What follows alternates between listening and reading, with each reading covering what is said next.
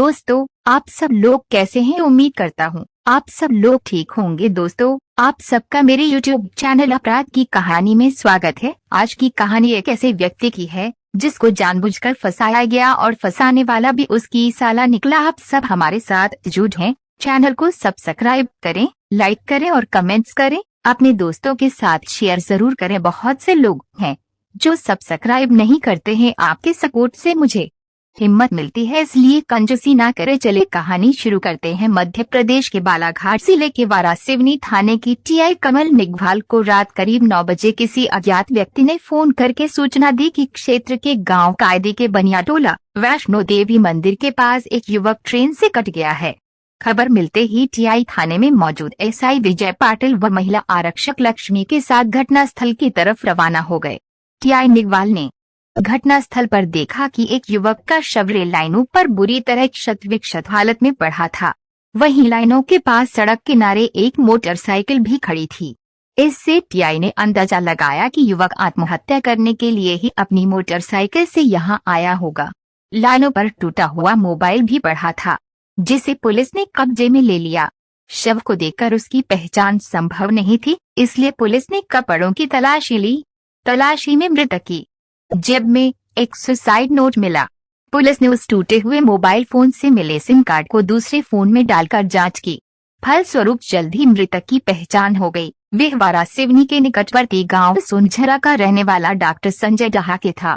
Police ने phone करके doctor Sanjay Dahake के सुसाइड करने की खबर उसके घर वालों को दे दी। खबर सुनते ही डॉक्टर संजय के घर में मातम छा गया। डॉक्टर संजय की पत्नी और भाई रोते बिलखते वारासिवनी पहुंच गए। उन्होंने कपड़ों के आधार पर उसकी शिनाख्त संजय डहाके के रूप में कर दी। लाश की शिनाख्त हो जाने के बाद टीआई कमल निघवाल ने केस की जांच एसआई विजय पाटिल को सौंप दी। दूसरे दिन मृतक का पोस्टमार्टम हो जाने के बाद पुलिस ने डॉक्टर संजय का शव उनके परिवार वालों को सौंप दिया। डॉक्टर संजय के अंतिम संस्कार के बाद एएसआई विजय पाटिल ने डॉक्टर संजय के परिवार वालों से पूछताछ की। पता चला कि एमबीबीएस करने के बाद डॉक्टर संजय काफी लंबे समय से बालाघाट के अंकुर नर्सिंग होम में काम कर रहे थे। वह रोजाना अपनी बाइक से बालाघाट जाते और रात 8 बजे ड्यूटी पूरी कर बाइक से ही घर आते थे। घटना वाले दिन भी वो अपनी ड्यूटी पूरी कर बाइक से घर लौट रहे थे, लेकिन उस रोज उनके दिमाग में कुछ और ही चल रहा था, इसलिए रास्ते में बाइक खड़ी करके ट्रेन के आगे कूद गए। डॉक्टर संजय उच्च शिक्षित थे, इसके बावजूद ऐसी क्या वजह रही जो उन्होंने अपनी जीवन लीला खुद ही समाप्त कर ली। जेब में मिले सुसाइड नोट की जांच की गई तो आत्महत्या करने के पीछे की कहानी पता चल गई। डॉक्टर संजय ने अपने सुसाइड नोट में अपने साथ काम करने वाली 22 वर्षीय खूबसूरत नर्स सुधा पर ब्लैकमेल करने का आरोप लगाया था।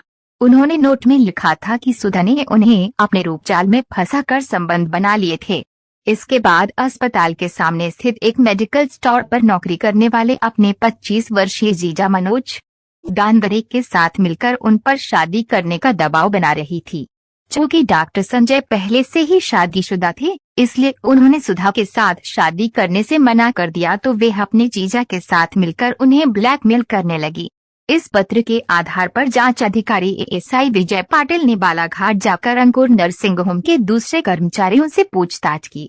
पूछताछ में ये बात साफ हो गई कि डॉक्टर संजय और वहां काम करने वाली नर्स सुधा ठाकरे में काफी नजदीकियां थीं।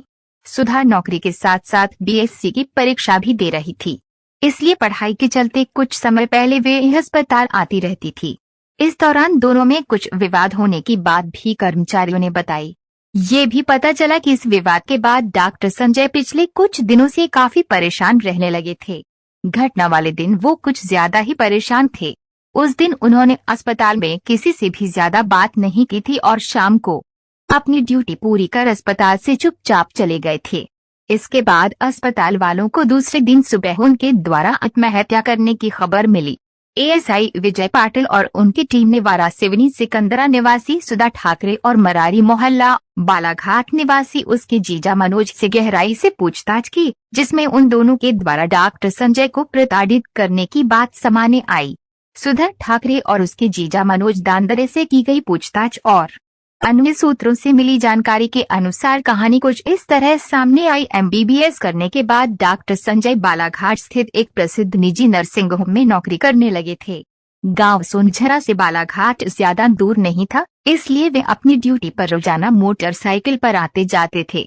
अपनी योग्यता के चलते डॉक्टर संजय ने जल्द ही अच्छा नाम कमा लिया था। इसी बीच करीब 2 साल पहले वारासिवनी के सिकंदरा इलाके की रहने वाली सुधा ठाकरे ने उसी अस्पताल में नर्स के रूप में काम शुरू किया जिसमें डॉक्टर संजय काम करते थे। सुधा बेहद खूबसूरत थी। वह अपनी खूबसूरती का फायदा उठाकर नर्सिंग होम में सबसे चर्चित डॉक्टर संजय के नजदीक आने की कोशिश करने लगी। बालाघाट में ही सुधा की बड़ी बहन की शादी हुई थी। उसका पति मनोज दांदरेसी नर्सिंग होम के सामने स्थित एक मेडिकल स्टोर पर काम करता था। सुधा बालाघाट में अपनी बहन के साथ ही रहती थी, लेकिन साप्ताहिक छुट्टी पर वह अपने घर वारासिवनी चली जाती थी। सुधा डॉक्टर संजय के नजदीक आने की पूरी कोशिश कर रही थी, लेकिन डॉक्टर संजय उसकी तरफ ध्यान नहीं दे रहे थे। इसलिए सुधा ने एक चाल चली। करीब 1.5 साल पहले एक रोज बारिश का मौसम था। उसने डॉक्टर संजय से कहा कि वे घर जाते समय अपनी मोटरसाइकिल पर उसे भी वारासिवनी तक ले चलें। डॉक्टर संजय को भले इस पर क्या ऐतराज हो सकता था, सो उन्होंने उसे अपनी मोटरसाइकिल पर लिफ्ट दे दी। सुधा की योजना बहुत दूर तक की थी, इसलिए मोटरसाइकिल जैसे ही शहर से बाहर निकली वह डॉक्टर संजय से सटकर बैठ गई। डॉक्टर संजय को अजीब तो लगा, लेकिन वे भी आखिर इंसान थे। खूबसूरत जवान लड़की का सटकर बैठना उनके दिल की धड़कन बढ़ाने लगा। संयोग से उस रोज मौसम ने सुधा का साथ दिया और कुछ ही दूर जाने के बाद अचानक तेज बारिश होने के कारण दोनों को मोटरसाइकिल खड़ी कर एक पेड़ के नीचे आश्रय लेना पड़ा। तब तक रात का अंधेरा भी फैल चुका था। अंधेरे में अपने साथ जवान लड़की को भीगे कपड़ों में खड़ा देख डॉक्टर संजय का दिल भी मचलने लगा था। कुछ देर बाद ठंड लगने के बहाने सुधा उनके पास आकर खड़ी हुई तो डॉक्टर संजय ने उसकी कमर में हाथ डाल दिया। सुधा को तो मानो इस पल का इंतजार था। वह एकदम से उनके सीने से लगकर गहरी सांसें लेने लगी। बारिश काफी देर तक होती रही और उतनी ही देर तक दोनों एक दूसरे के दिल की धड़कनें सुनते हुए पेड़ के नीचे खड़े रहे।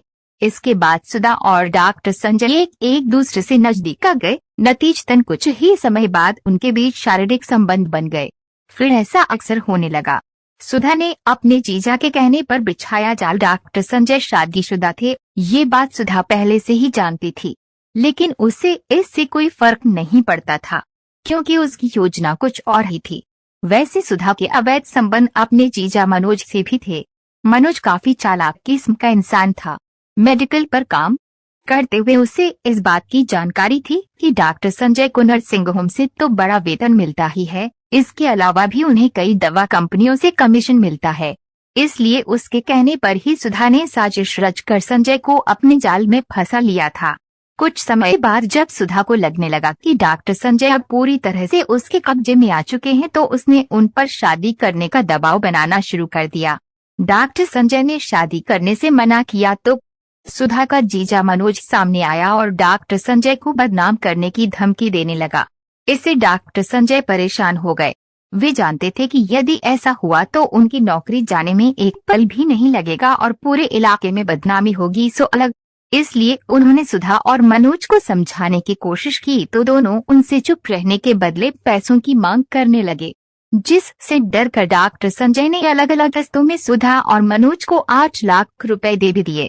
लेकिन सुधा जहां उन पर लगातार शादी के लिए दबाव बना रही थी, वहीं मनोज चुप रहने के बदले कम से कम 5 लाख रुपयों की और मांग कर रहा था।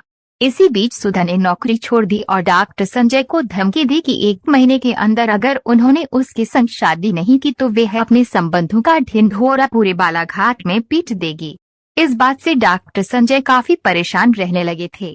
जब उन्हें इस परेशानी से बचने का कोई रास्ता नहीं सूझा तो उन्होंने नर्सिंग होम में ही सुसाइड नोट लिखकर अपनी जेब में रख लिया। वह सुसाइड करने का फैसला ले चुके थे। अपने गांव सोनझरा लौटते समय रात लगभग 8 बजे वह बनियाटोला स्थित वैष्णो देवी मंदिर के पास पहुंचे। उन्होंने अपनी मोटरसाइकिल वहीं खड़ी कर दी और बालाघाट की ओर से कटटंगी जाने वाली ट्रेन के सामने कूदकर आत्महत्या कर ली। पुलिस ने सुधा और उसके जीजा मनोज को भादनवी की धारा 306-34 के तहत गिरफ्तार कर कोर्ट में पेश किया, जहां से दोनों को जेल भेज दिया गया। दोस्तों आपको कहानी कैसी लगी कमेंट कर जरूर बताएं और एक बार आपसे कहूँगा चैनल को सब्सक्राइब करें और लाइक करें, शेयर करें भी करें। कल फिर मिलेंगे एक और नई कहानी के साथ। तब तक अपना ख्याल रखें और स्वस्थ